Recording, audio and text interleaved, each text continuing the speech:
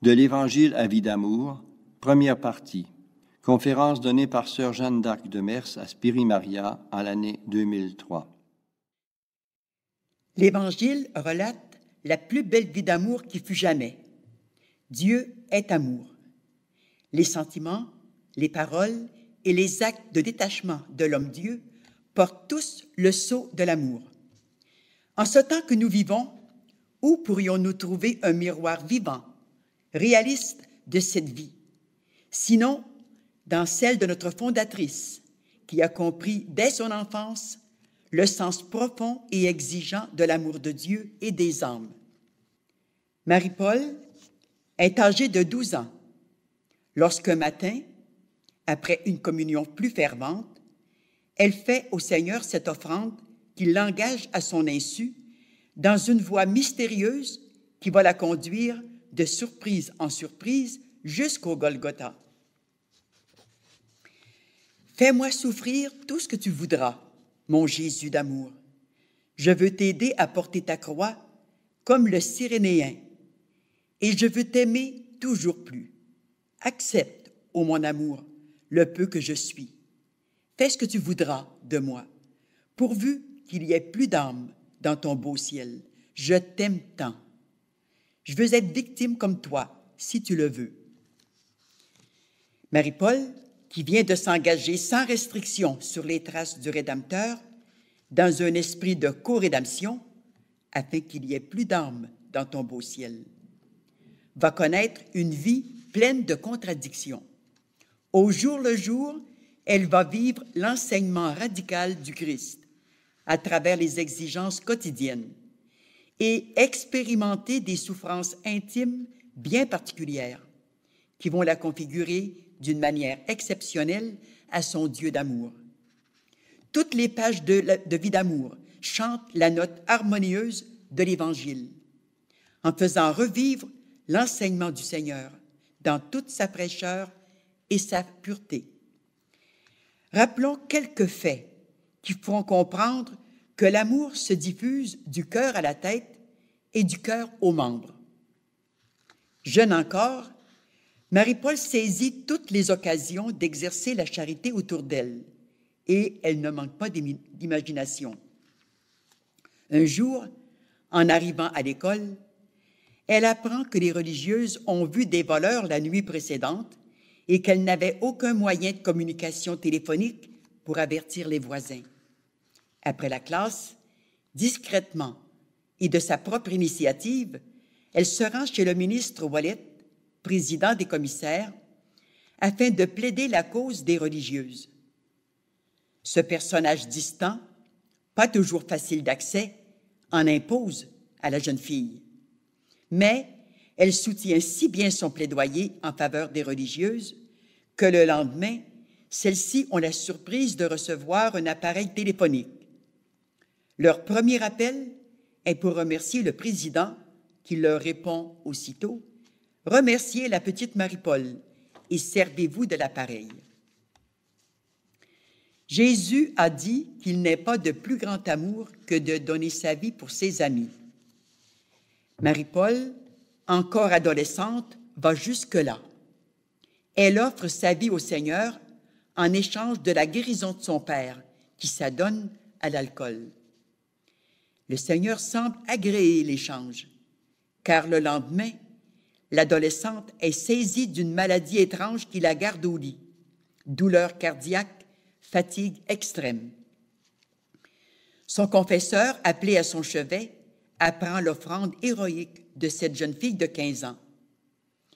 Après l'avoir un peu grondée, d'avoir fait ce sacrifice sans lui en avoir parlé, il va en informer son père. Marie-Paul, couchée à l'étage, entend murmurer à voix basse au rez-de-chaussée. Tout à coup, s'ouvre la porte de sa chambre. Papa Ernest, défiguré, malade, s'agenouille près du lit de sa fille et lui promet, dans les sanglots, d'en finir avec l'alcool.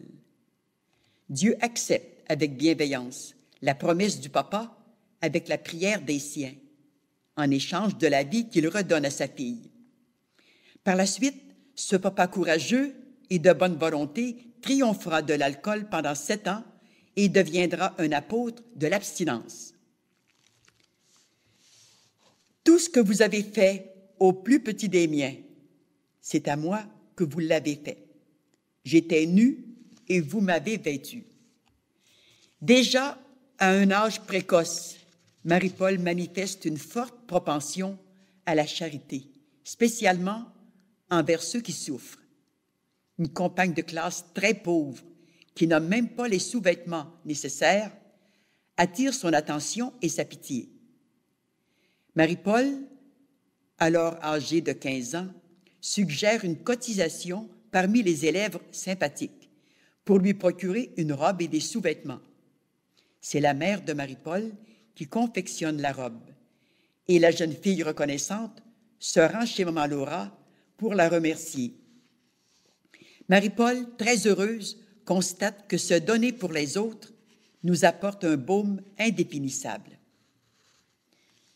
J'étais malade et vous m'avez visité. Malgré ses études et ses multiples tâches, Marie-Paul est toujours prête à rendre service. Un jour, au sortir de l'église, elle rencontre un vieillard de sa localité. Il lui apprend que son épouse, âgée de 86 ans, est très malade. Marie-Paul s'arrête la visiter et constate que cette dame est privée des soins les plus élémentaires.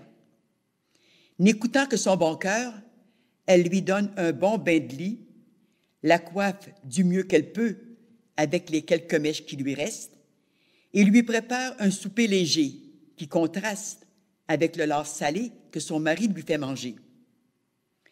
En faisant son lit, elle se rend compte que les coins de sa paillasse sont infestés de punaises. Information prise, elle constate qu'il n'y a personne pour s'occuper de cette dame. Aussi, elle se propose de lui faire des visites de temps en temps. Puis, elle se hâte de retourner à la maison pour ne pas inquiéter sa mère. Après lui avoir tout raconté, celle-ci, avec la consigne d'être prudente, lui permet de répéter ses visites de charité. Pendant 5 ans, chaque jour, beau temps, mauvais temps, été comme hiver, Marie-Paul traverse presque la moitié du village pour aller dans ce foyer donner un peu de réconfort à celle qui gardera le lit jusqu'à sa mort. Service qu'elle rend sans négliger sa messe quotidienne, son chemin de croix après la classe, ses études et son aide à la maison. Peut-on exiger un don de soi plus total pour une adolescente?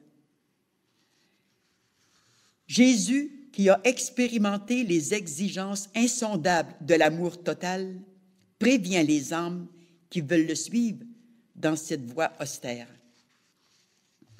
Si quelqu'un veut venir à ma suite, qu'il renonce à lui-même, qu'il prenne sa croix et qu'il me suive.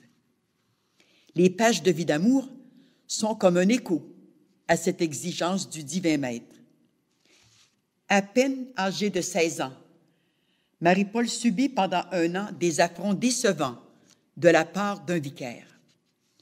Se réfugiant dans la prière, elle supporte tout sans se plaindre et pardonne à ce prêtre les multiples souffrances et humiliations qu'il lui inflige. Un jour, étonnée d'une connaissance surnaturelle qui lui est donnée au sujet de l'état d'âme de ce prêtre, elle s'abstient de tout jugement. « Comme je n'ai aucune preuve, écrit-elle, je décide de ne pas juger, car maman dit souvent, il ne faut jamais juger les autres. » Elle prie avec ferveur, demandant à Dieu d'avoir pitié de l'âme de ce prêtre égaré. « Pardonne-lui, ô mon Dieu. Je t'offre les mérites qu'il m'obtient par les souffrances qu'il m'inflige, et cela pour le bien de son âme. Je veux tout oublier et pardonner. » Après cette prière, elle entend intérieurement. « Sois bonne, mon enfant. Un jour, tu seras mon porte-parole auprès des autorités religieuses. Si elles ont confiance, de grandes choses seront évitées dans des périodes douloureuses. » L'avenir démontrera le bien fondé de cet avertissement du Seigneur et les funestes conséquences du refus des autorités religieuses aux demandes divines.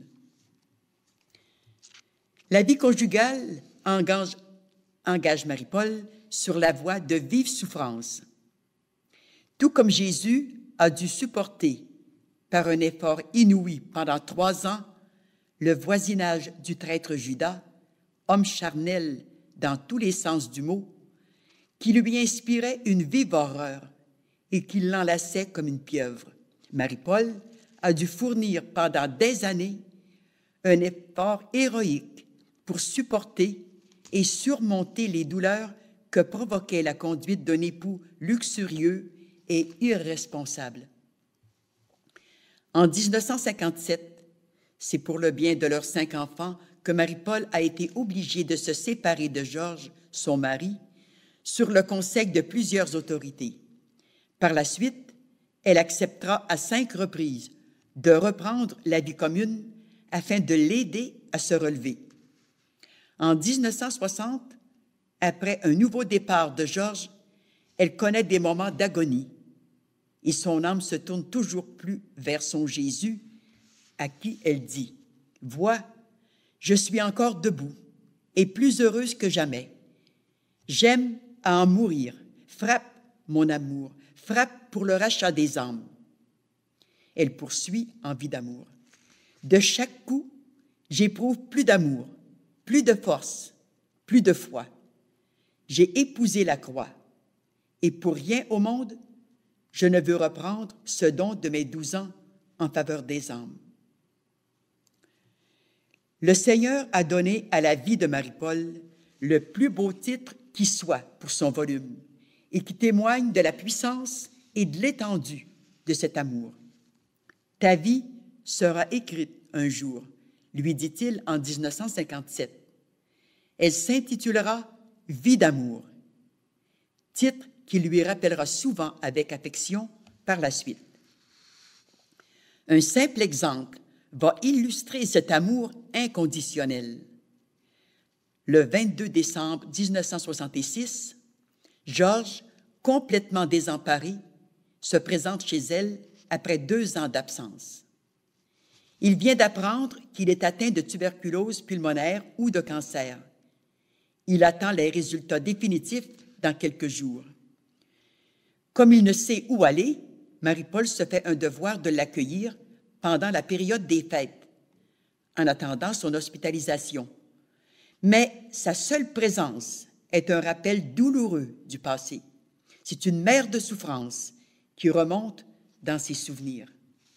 Soudain, cette femme, volontairement si douce, bouillonne de colère, et le désir lui vient d'administrer à Georges un de ses bons coups de pied à la place tout indiquée, afin qu'il se réveille sous le choc, et aussi par besoin de se défouler.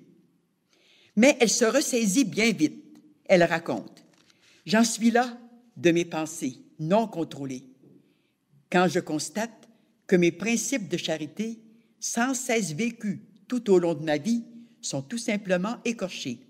Vite, une bonne dose d'humilité et d'amour va m'aider à tout faire disparaître. Et je vais vers Georges, occupé non loin de moi à faire un jeu de patience, pour lui offrir un café ou une liqueur douce et des biscuits. Il accepte avec joie, ne se doutant pas que la loi de la charité divine s'applique ici avec un renouveau de ferveur. Pour moi, Dieu seul peut mesurer l'héroïsme de chaque jour, alors que pas une seule fois, pendant 5 semaines, je n'ai fait allusion au passé et que toujours j'ai gardé le sourire. Pendant 5 mois, chaque semaine, Marie-Paul se rend à l'autre bout de la ville avec sa fille pour rendre visite à Georges et lui porter son linge propre et rapporter celui dont il s'est servi. 1 heure de trajet, aller-retour, pour 1 heure de visite auprès de lui. À Pâques, il annonce sa visite. Après 3 jours, il ne cesse de frapper contre la religion. André, son fils aîné, lui dit « Si tu veux, papa, ne reviens jamais ici. C'est une bombe qui tombe sur Georges. Le lendemain, il part et quelques mois après, il quitte l'hôpital Laval et la famille n'entend plus parler de lui, ignorant même où il se trouve.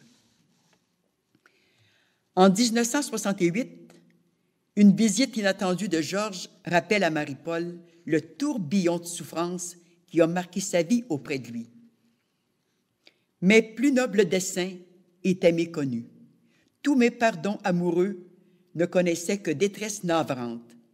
Tous mes actes héroïques sombraient en des échecs décevants. Mes prières n'étaient pas entendues. Mes souffrances ne se mesuraient plus. Au souvenir de ces situations douloureuses qui l'ont broyée, elle étouffe devant la perspective de nouveaux coups et a l'impression que sa vie est suspendue. À travers l'amoncellement de tant de situations douloureuses, un souffle ardent lui redonne du courage pour avancer dans cette voie co-rédemptrice. Où prend-elle ce souffle? Analysant le passé, elle nous révèle. Les événements se bousculent dans mon esprit et je remarque qu'une flamme apostolique qui, dans mon cœur, ne devait jamais s'éteindre, ranimait mon courage et que l'amour de Dieu et des âmes renouvelait l'élan alors que tout sombrait humainement. Voilà ce qui donne du souffle dans une vie. Les principes évangéliques. Qui veut sauver sa vie, la perdra, dit Jésus. Mais qui perdra sa vie à cause de moi, la trouvera. Marie-Paul a connu la véritable signification de ces paroles, en passant par des situations dramatiques qui lui ont fait vivre une mort quotidienne à elle-même. Tout le récit de vie d'amour décrit les différentes phases et les formes les plus variées de cette mort progressive qui ont atteint son être total pour en brûler toute trace d'humanité, le transformer et le diviniser. Un jour, faisant la rétrospective de sa vie brisée, immolée jour après jour, pour Dieu et les âmes, elle a l'impression que tant d'efforts semblent perdus ou inutiles. Son cœur est lourd d'un poids immense. Doutant de tout et dégoûtée de tout, elle dit au Seigneur, « J'ai perdu ma vie pour ta cause, Seigneur. » Aux yeux du monde, oui, elle semble perdue. Et pourtant, je sais qu'à tes yeux, elle est sauvée. L'avenir le prouvera. Il m'a fallu vivre tous les genres de purification. Et maintenant, Seigneur, tu prouveras que celui ou celle qui perd sa vie pour toi la sauve. Viendront bientôt les réalisations dans toute leur pureté. À toi, Seigneur, le dernier mot. Charité fraternelle selon l'Évangile. Vie d'amour, en ses actes héroïques, est un pur reflet de l'enseignement de l'Évangile qui prescrit « Aimez vos ennemis, faites du bien à ceux qui vous haïssent, bénissez ceux qui vous maudissent, priez pour ceux qui vous diffament. À qui te frappe sur une joue, présente encore l'autre. À quiconque te demande, donne. Et à qui t'enlève ton bien, ne le réclame pas. » Qui peut soupçonner les luttes que Marie-Paul a dû soutenir quotidiennement, tout au long de sa vie, les efforts de dépassement qu'elle s'est toujours imposés pour se vaincre et triompher dans un combat de tous les jours afin d'être fidèle à l'esprit de l'Évangile. Rien ne peut remplacer son propre témoignage. Pour ma part, écrit-elle, je veux le souligner. Que de fois, dans le passé, j'ai ressenti vivement des poussées furtives d'une attitude de vengeance envers ceux et celles qui me calomniaient, me piétinaient. J'avais en moi tous les éléments qui auraient pu satisfaire un cœur déchiré, en rendant à ceux-là la pierre qui renverserait pour un moment leur orgueil et leur méchanceté.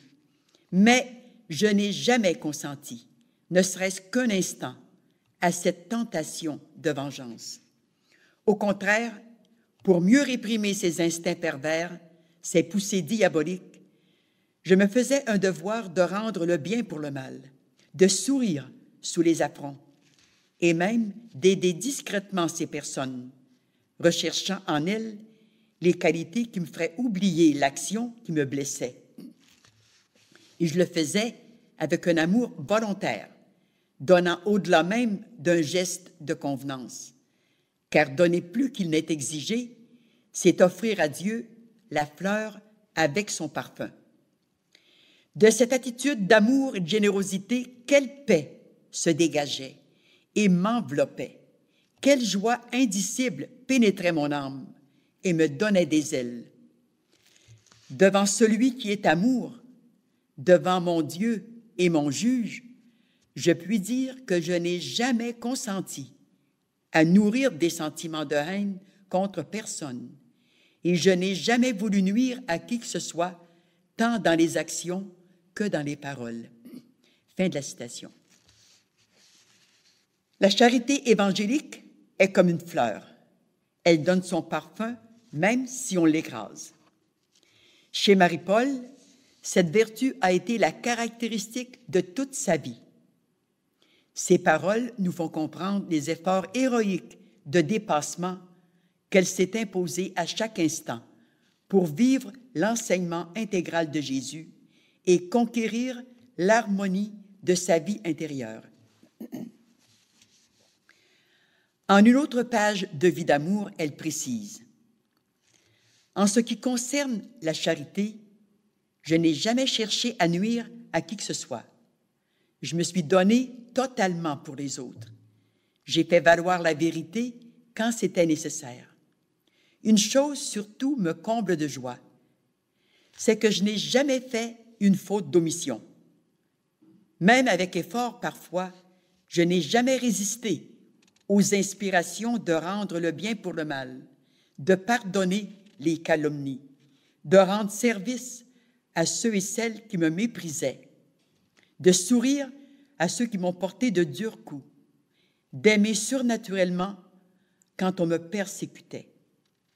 Mes pensées de vengeance ont été écartées. Le 22 avril 1969, le Seigneur met son sceau divin sur cet édifiant témoignage. Si, dans le passé, tu avais, ne serait-ce qu'une fois, amoindri une âme ou omis de faire valoir les qualités de tel ou tel autre qui t'a été déloyal, tu ne pourrais écrire ces volumes de Vie d'amour. Faut-il s'étonner que Dieu ait confié à cette âme victime, toute livrée à l'amour de Dieu et du prochain, une mission providentielle d'une portée mystique inouïe, afin de conduire tous les peuples au royaume de l'amour. L'amour don. Jésus affirme qu'il n'est pas de plus grand amour que de donner sa vie pour ses amis. Pendant les 33 ans de la rédemption, il a donné la sienne, jour après jour, jusqu'à l'anéantissement total. L'amour, dans son sens le plus vrai, crée des forces propulsives, des énergies insoupçonnées qui se traduisent souvent en actes audacieux que seuls ceux qui ont aimé et qui aiment comprennent.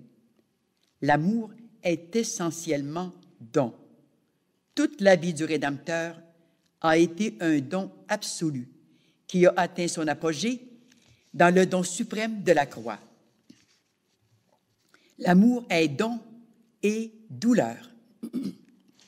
Y a-t-il une souffrance d'homme que le Rédempteur n'ait pas expérimentée dans ses sentiments, dans son esprit et dans sa chair avant de mourir dans les atroces douleurs de sa passion? Les évangélistes n'ont pratiquement rien dit à ce sujet. Dans son évangile, Saint Jean met davantage l'accent sur l'opposition du Sanhédrin devant la révélation messianique de Jésus. De sa terrible agonie, les évangélistes disent peu de choses. Qu'en savait-il vraiment, puisqu'il dormait? Tous soulignent sa tristesse, son angoisse et sa triple prière pour changer son destin. Mon Père, s'il est possible, que cette coupe passe loin de moi. Cependant, non pas comme je veux, mais comme tu veux. Saint Luc ajoute, en proie à la détresse, il priait de façon plus instante, et sa sueur devint comme de grosses gouttes de sang qui tombaient à terre. Ces quelques allusions n'effleurent pas l'atroce réalité des tortures morales que Jésus a vécues pendant son agonie. Certaines confidences faites à Maria Valtorta révèlent davantage l'intensité de ses douleurs à ce moment ultime de sa vie de rédempteur. Abandonné de son Père et des hommes, sans le réconfort de ses apôtres, seul Satan était près de lui pour le torturer de toutes les manières et le pousser au découragement. Jésus priait pour couvrir par son oraison les paroles sataniques, mais sa prière ne montait plus vers le Père. Il a senti alors l'amertume du fond du calice. Par ses seules forces d'homme et parce qu'il l'a voulu, il a vaincu la tentation du désespoir auquel l'incitait la ruse de Satan. Il connut la mort totale, plus atroce que sa mort physique sur la croix. Toutes les tortures spirituelles et morales se sont unies en ces instants décisifs pour le conduire au paroxysme de la douleur. L'effort d'un traumatisme au-dessus du possible pour être fidèle à la volonté de son Père a provoqué une sueur de sang. Il a fallu le soutien d'un ange pour lui permettre de se rendre vivant au terme de sa mission. Qui peut comprendre un tel mystère de souffrance? L'expérience de Marie-Paul. Comment Marie-Paul va-t-elle, à la suite de Jésus, vivre l'anéantissement total? En vie d'amour, que de situations pénibles démontrent comment une personne qui se livre à l'amour peut mourir chaque jour à elle-même pour les âmes. Le 8 décembre 1969, un nouveau coup porté à Marie-Paul fait remonter à la surface des souvenirs douloureux. Elle écrit « Pendant 3 jours et 3 nuits, défilent devant mes yeux tant et tant de douleurs qui me furent un véritable martyre de tous les instants. Je revois ma vie de misère auprès d'un mari diabolique, les calomnies, le mépris de sa famille, l'insécurité, l'infidélité conjugale, la malice, la séparation, l'isolement. Ma réputation littéralement perdue dans une mer de malice humaine, maladie, faiblesse extrême, à peu près sans alimentation et sans sommeil, sans argent, broyé par un drame qui se prolonge durant de longues années. Tout cela est 100 fois pire que la mort. Puis, dans ces conditions si pénibles, le cœur dans un étau, souriant pour ne pas pleurer, je vais aider les mieux partagés et les mieux portants. En novembre 1970, Marie-Paul expérimente un nouveau genre de faiblesse, ignoré jusqu'alors. Parlant des souffrances indescriptibles qu'elle expérimente ce jour-là, elle explique comme elle peut ce phénomène particulier. Il y a en moi une purification géante qui semble vouloir faire éclater les pores de la peau de la tête aux pieds. On dirait qu'une force immense veut tout faire céder. Je suis dans un état de grande faiblesse et je tremble, pouvant à peine articuler mes mots. Tout en moi semble enflammé, mais je n'ai pas le mot exact pour expliquer ce qui se passe. Jamais de toute ma vie, je n'ai connu un tel tourment. J'ai même l'impression de ne plus exister. Le lendemain, un peu remise des affres de la journée précédente, elle dit au Seigneur, « Seigneur, je ne veux plus écrire sur ma santé. Ça me répugne terriblement. » Contrairement à son attente, elle reçoit cette réponse.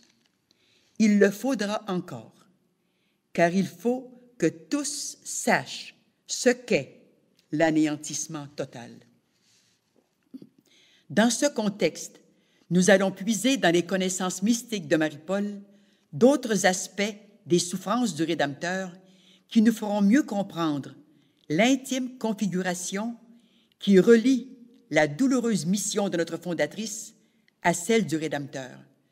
Configuration de deux vies d'amour, livrées pour le salut de l'humanité. Au moment où le Seigneur demande à Marie-Paul de continuer à écrire au sujet de l'anéantissement total, elle reçoit du ciel des lumières qui vont éclairer également le cheminement des âmes touchées par des souffrances exceptionnelles et souvent mystérieuses. Elle écrit « Voici ce que je sais. Voici que je sais ce que le Seigneur a souffert en cette manière. » On nous parle de la passion du Sauveur et de sa mort affreuse. Mais si l'on savait ce qu'a été, pour lui, cette longue phase effrayante de l'anéantissement total à tous les points de vue. Jésus, au calvaire, a été envahi totalement. Plus rien d'humain ne restait en lui. Le Père en a pris possession en détruisant tout. Plus Dieu envahit l'âme, plus l'âme souffre, écrit-elle, car le divin la dévore, tout comme le feu rend le fer incandescent. C'est alors que je comprends. La journée d'hier n'a été qu'un début d'anéantissement total. Ainsi, quand l'âme traverse la nuit de l'esprit, alors s'opère la purification successive de l'intelligence, de la volonté et de la mémoire, ou vice-versa. Et Dieu sait combien ces longues purifications sont affreuses à vivre. Les purifications touchent partiellement le corps, si l'on peut dire, mais l'anéantissement total, c'est tout l'être à la fois qui est soumis à la purification. L'anéantissement total, c'est le feu qui dévore, qui consume tout. Par la suite, il ne reste plus rien d'humain. Tout dans l'être est divinisé. Après cette parenthèse importante pour la formation spirituelle des âmes, Marie-Paul revient sur les souffrances du Rédempteur. Le 6 février 1970, alors que Marie-Paul est hospitalisée à l'hôpital de l'Enfant Jésus à Québec, elle reçoit par grâce mystique d'autres connaissances qu'elle relate ainsi dans Vie d'amour. « Je repose dans mon lit, et voici que je me sens soulevée de quelques pieds, et je connais une douceur sans nom. En même temps, il m'est donné de savoir ce que notre Seigneur a souffert sur terre. Je n'expérimente pas sa souffrance, c'est la connaissance qui m'en est donnée. Personne ici-bas ne peut connaître la variété et la profondeur des souffrances qui l'ont assailli. Jamais je n'aurais pu en soupçonner la réalité. Le démon des ténèbres était déchaîné contre lui et n'a rien épargné pour le torturer pendant toute sa vie. Cette connaissance subite provoque chez moi un amour plus fort encore et une plus grande horreur du péché. Quand je pense maintenant au Sauveur, je comprends dans une lumière nouvelle pourquoi un Dieu a été crucifié. C'est que le Sauveur avait accepté la longue phase d'anéantissement total et qu'il ne restait plus rien d'humain en lui. Il était vraiment Dieu, Fils de Dieu sur cette terre, dans toute l'acception du mot. Oh, comme c'est grand! C'est à genoux que je voudrais écrire de telles choses. Le 23 janvier 1971, alors que Marie-Paul est occupée à tant de choses, d'autres lumières lui sont données sur la vie de Jésus. Elle note dans Vie d'amour. Avec l'œil de l'âme, je vois le Seigneur en Palestine. Il est dans la solitude, recueilli. Jamais il ne m'était venu à l'esprit que le Seigneur ait pu tellement souffrir quand il distribuait les grâces du Père. Il était tellement conscient de la grandeur de sa mission qu'il était comme écrasé sous ce poids des grâces qui passaient par lui venant du Père. J'apprends alors ceci. Pas un seul de ses pas qui n'ait été marqué de la croix. Pas une seule de ses paroles qui n'ait porté le sceau du sang. Pas un seul de ses gestes qui n'ait connu le poids des grâces du Père. Alors même que les palmes jonchaient sa route, il souffrait en son âme, se considérant indigne devant le Père, pressentant aussi les infamies dont il serait l'objet et qui atteindraient son Père. Ses sourires cachaient sa souffrance, sa bonté dépassait l'amoncellement du mépris, de la haine et des affronts, alors que tant d'âmes pourtant le suivaient, attirés comme par un aimant par la force céleste. Fin de la citation. La vie de notre fondatrice ne reflète-t-elle pas visiblement ces caractéristiques de Jésus? Comme lui, pas un seul de ses pas qui n'a été marqué de la croix, en raison de son offrande comme victime à la justice divine. N'a-t-elle pas une conscience vive de son indignité? Ses sourires cachent tant de souffrances et sa bonté demeure inaltérable sous tant d'affronts. Comme Jésus encore, elle exerce une attraction involontaire sur les âmes, qui sont attirées vers elle comme par un aimant. Des souffrances insoupçonnées. Les âmes coûtent cher, et les victimes d'expiation connaissent les rigueurs de Dieu pour les conquérir. Qui peut soupçonner l'acuité de certaines souffrances exigées à cette âme co-rédemptrice pour conquérir le royaume du 7e jour aux humains rachetés, mais toujours en lutte contre leur penchant mauvais?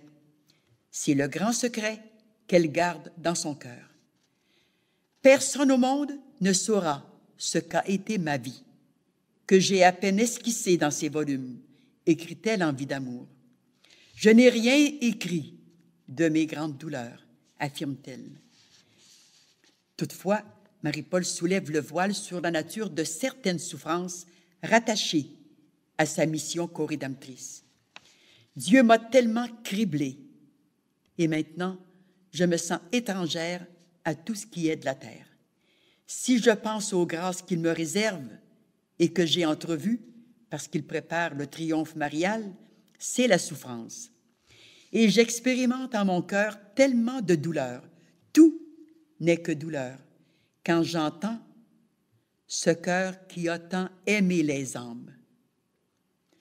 Le 7 novembre 1976, revenant très fatiguée d'un voyage décevant, elle sourit alors que son cœur saigne inlassablement. Elle écrit « Mon Dieu, que de souffrances que je ne relate pas et qu'il me faut vivre.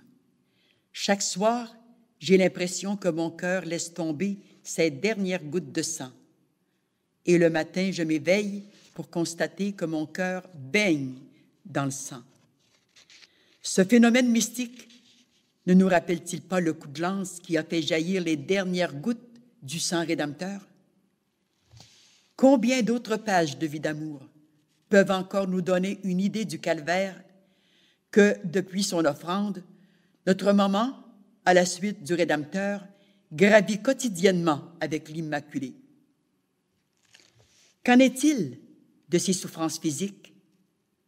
Ce qu'elle supporte avec patience et sourire depuis sa jeunesse dépasse notre imagination. À vrai dire, sa vie se maintient au niveau de forces bien restreintes, tout juste ce qu'il faut pour vivre chaque jour. Elle subit parfois de violents assauts tant par la rage du malin que par des maladies connues ou mystérieuses qui la conduisent plus d'une fois jusqu'au bord de la tombe. Au bord de la tombe. En mai 1959, elle est opérée pour la 7e fois. Comme Marie le lui avait prédit le 15 septembre 1937. Mon enfant, en l'honneur de mes 7 douleurs, tu passeras 7 fois sur la table d'opération. Son chirurgien confie au médecin interne. Cette dame avait tout ce qu'il faut pour faire du cancer. 1 cas sur 1000 ne l'est pas. Et elle est celui-là. Je ne comprends pas cette dame d'avoir tellement tardé à voir un spécialiste. Marie-Paul précise, Dieu sait si j'ai vu des médecins, mais on m'a toujours dit ne rien comprendre à mes douleurs et qu'il n'y avait rien de sérieux.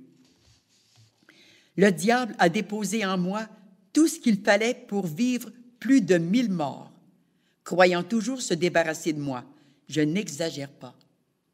Ce que j'ai souffert physiquement est indescriptible. Dieu seul le sait.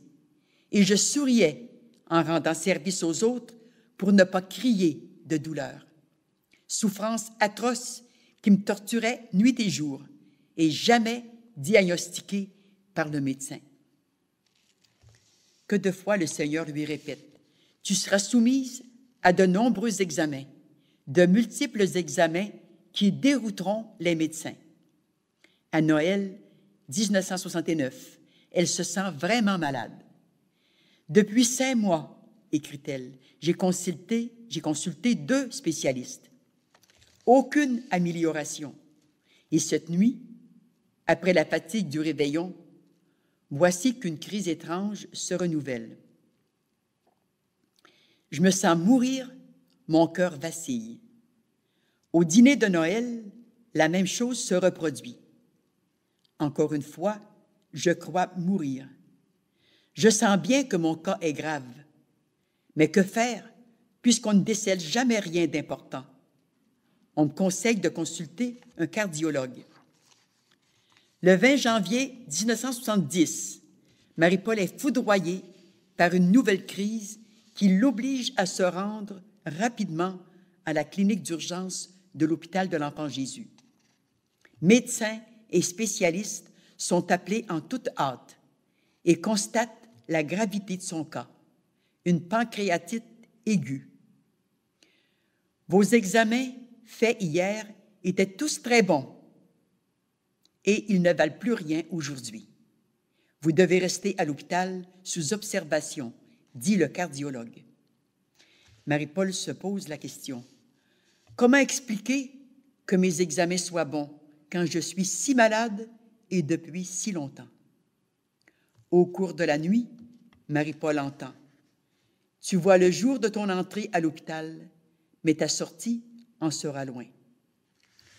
1 heure de retard à venir à l'hôpital et vous seriez parti pour la gloire, dit la spécialiste gastro-entérologue. Quelques jours après, lors d'une visite à sa patiente, elle ajoute « Vous n'auriez pas eu le temps de quitter la campagne pour vous rendre à l'hôpital. Chanceuse êtes-vous de demeurer tout près. » Le 4 février suivant, une seconde crise foudroyante la conduit à nouveau au bord de la tombe. Médecins et infirmières en alerte suivent sans comprendre les phases de cette étrange maladie. Marie-Paul décrit dans Vie d'amour les détails de cette crise qui lui donne l'impression de vivre sa mort et d'être embaumée vivante. Quand la phase aiguë diminue, elle demande au spécialiste qui s'éloigne le diagnostic qu'il peut faire. « Nous ne savons pas ce que vous avez fait. Nous allons étudier votre cas. Heureusement que pareille crise vous est arrivée ici à l'hôpital. »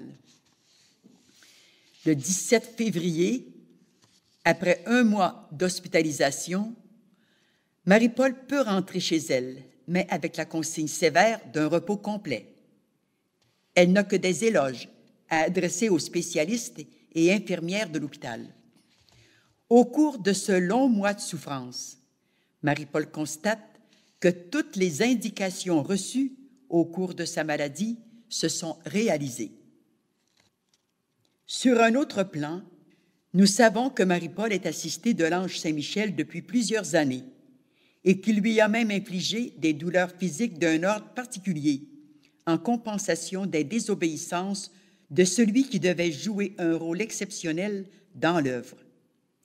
Marie-Paul, qui demeure discrète sur ce point, ne souligne que le coup de fouet qui, le 3 septembre 1976, lui fut donné avec une telle violence qu'elle faillit s'évanouir au pied de l'escalier où elle se trouvait. Présente chez elle, ce jour-là, j'ai pu constater avec émotion, ainsi que Monseigneur Van Heerde, en visite au centre de l'Armée de Marie, les traces visibles et soudaines qu'elle portait sur les bras et le cou. L'ange me détruit physiquement, s'est-elle contentée d'affirmer, sans commentaire, parce que selon la demande du Seigneur, elle devait garder le silence sur ce sujet. Don de la vie dans les œuvres de charité. Si aimer, c'est consentir à mourir pour donner la vie, c'est aussi se dévouer au service du prochain, en pratiquant les œuvres de miséricorde corporelle et spirituelle, comme Jésus nous l'enseigne et nous en a donné l'exemple. Son infinie tendresse se penchait sur toutes les misères spirituelles et humaines. Il guérissait les malades, accueillait les petits et les laissait pour compte, secourait les vieillards, les pauvres, les veuves et les orphelins, et les défendait contre les injustices. L'Évangile, tel qu'il m'a été révélé de Maria Valtorta, fourmille d'exemples émouvants de cette charité universelle. Évidemment, cela ne peut se faire sans effort, sans renoncement. Si Marie-Paul limite volontairement ses besoins à l'essentiel et se refuse tant de choses légitimes, sa charité prévenante va au-devant de ceux que la timidité ou la gêne empêchent d'étaler ouvertement leurs besoins. Qui n'a pas bénéficié un jour ou l'autre de sa charité, de son soutien matériel ou spirituel, ne serait-ce que d'un sourire, d'une attention, d'un geste ou d'un mot de réconfort? Les malades, les personnes âgées et les enfants reçoivent toujours une attention spéciale de sa part. Sa charité est sans frontières. À l'exemple de Jésus, qui distribuait aux pauvres et aux mendiants ce que la générosité des uns et des autres lui offrait en don, les charités de notre fondatrice en faveur des pauvres n'ont pas de limite.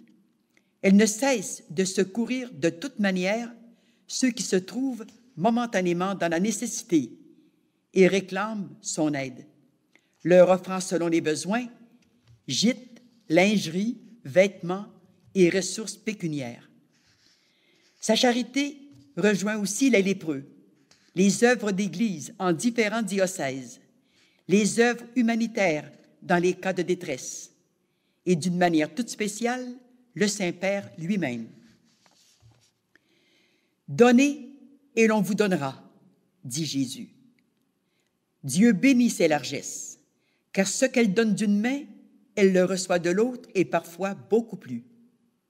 Mais sa véritable récompense dépasse l'ordre matériel. Les grandes réalisations de l'Armée de Marie qui étonnent le monde et suscitent tant de polémiques au dehors confirment avec évidence ses promesses divines.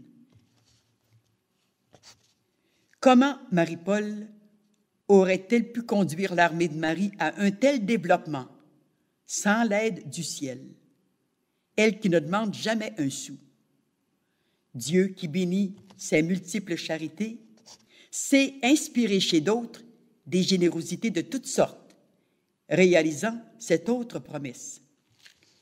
Cherchez d'abord le royaume de Dieu et sa justice, et le reste vous sera donné par surcroît. Nous, qui par un appel spécial avons librement consacré notre vie à Marie dans la foulée de la co-rédemption, à la suite de notre mère, son exemple doit nous interpeller fortement. On ne peut pas lire ces pages sans mesurer la distance qui nous sépare de l'esprit de notre fondatrice et le chemin qu'il nous faut encore parcourir pour répondre comme il se doit à nos engagements de fils et filles de Marie. Le défi est de taille, mais l'homme se découvre, dit-on, quand il se mesure à l'obstacle. Quelle que soit la distance qu'une âme ait pu prendre face à ses engagements, elle est toujours libre de rectifier son orientation dès qu'elle le veut et quand elle le veut, car la grâce actuelle et surabondante est toujours à sa portée. La joie de Dieu sera d'autant plus grande et la splendeur du royaume d'autant plus éclatante qu'à la suite de notre maman et à son exemple, nous aurons su devenir des miroirs vivants pour refléter la beauté de la créature réintégrée dans sa perfection originelle par la grâce de l'Évangile et de vie d'amour. La description que Marie-Paul a faite de l'anéantissement total qu'elle a subi en 1970 nous permet de comprendre davantage le prix de l'amour de Dieu et du don total pour les âmes. Rédemption et co-rédemption ont une seule et même signification, compte tenu des limites humaines. Tout passe par la croix. Et malgré tant de croix qui jalonnent son parcours depuis son jeune âge, Marie-Paul est toujours demeurée fidèle à l'offrande de ses 12 ans. Toujours l'amour de Dieu et l'amour des âmes qui la consument ont soutenu sa fidélité. Ces rayons d'amour divin jaillissent de toutes les pages de son autobiographie, de ses lettres et de ses articles publiés dans le journal Le Royaume. Cette parole forte et révélatrice qui termine son article « Notre transparence grandit toujours devant Dieu » du 15 décembre 2000 est un rayon fulgurant de cet amour qui jaillit comme le débordement du trop-plein de son cœur. Elle écrit « Il fait si bon aimer, même quand le cœur fait mal, ou mieux encore, aimer jusqu'à ce que le cœur fasse mal de tant aimer. Quand le monde comprendra que l'amour est une fleur qu'il faut arroser par le don et le pardon, dans l'abandon, mais surtout par le dépouillement de son moi, jusqu'à ce qu'il ne reste plus que l'amour, alors on sera dans un paradis ici-bas. Et le paradis, on le porte dans son cœur.